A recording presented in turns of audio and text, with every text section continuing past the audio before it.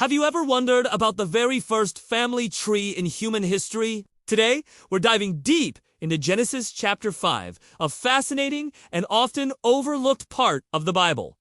It's more than just a list of names and numbers. It's the story of humanity's earliest generations, a direct line from Adam all the way to Noah. Let's start at the very beginning. The chapter opens with a powerful statement. This is the book of the generations of Adam. It reminds us that on the day God created humankind, He made us in His own likeness. He created them male and female, blessed them, and called their name Adam. This sets the stage for everything that follows.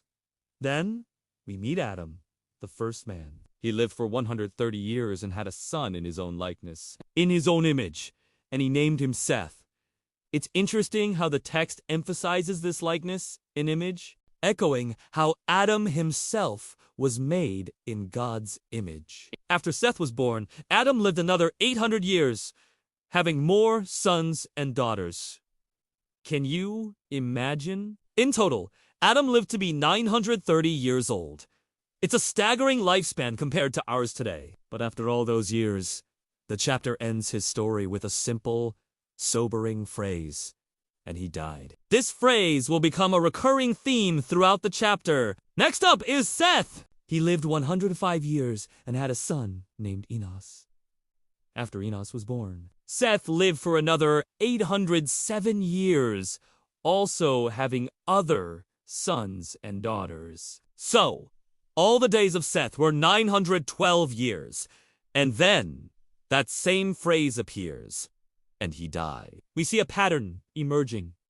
A man lives, has a son who will carry on the line, lives for hundreds more years, has more children, and then his time on earth comes to an end. The lineage continues with Enos. At 90 years old, he became the father of Cainan. After that, Enos lived for 815 more years, fathering more sons and daughters along the way. His total lifespan was 905 years. And like his father and grandfather before him, the chapter concludes his account with, and he died. Following Enos is Cainan. He was 70 years old when his son Mahalalel was born. Cainan then lived another 840 years, having a family that grew with more sons and daughters. In total, Cainan lived to be 910 years old. It's almost hard to wrap our minds around these ages, isn't it? And just as we've come to expect, his story ends. And he died. The next link in the chain is he lived 65 years and had a son named Jared.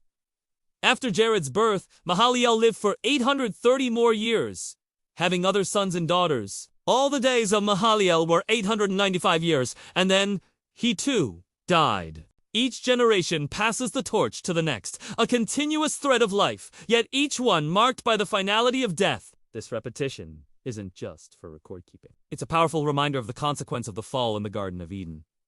Now we come to Jared. He holds a distinction of being a bit older when his key son was born. Jared was 162 years old when he begat Enoch. After Enoch's birth, Jared lived another 800 years. And yes, he also had other sons and daughters. Jared's total lifespan was 962 years, second only to his famous grandson, Methuselah. And after all those years, Jared died. But here, with the next generation, the pattern breaks. We meet Enoch, one of the most mysterious and intriguing figures in the entire Bible.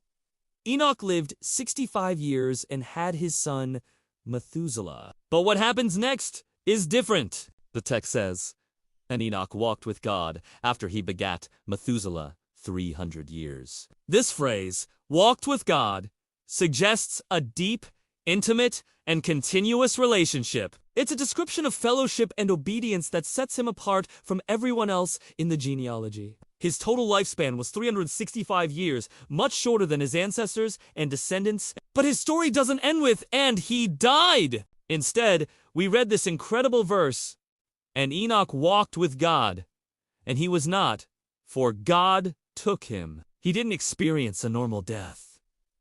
God simply took him. He was translated from this life into God's presence. What an amazing testament to a life lived in close communion with the Creator. It's a glimmer of hope, a preview that death is not the final word for those who walk with God. Enoch's son was Methuselah, whose name is famous for one thing: his incredible age. Methuselah lived 187 years and had his son Lamech. After that, he lived another 782 years, having more sons and daughters. Adding it all up, the total days of Methuselah were 969 years, the oldest person recorded in the Bible.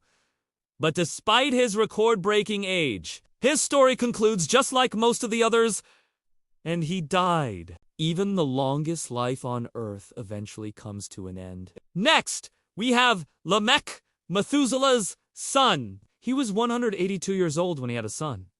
But Lamech does something unique. When his son is born, he gives him a name and a prophecy. He called his name Noah, saying, "This same shall comfort us concerning our work and toil of our hands, because of the ground which the Lord hath cursed." Lamech expresses a deep longing for relief and rest from the curse placed on the ground back in Genesis 3.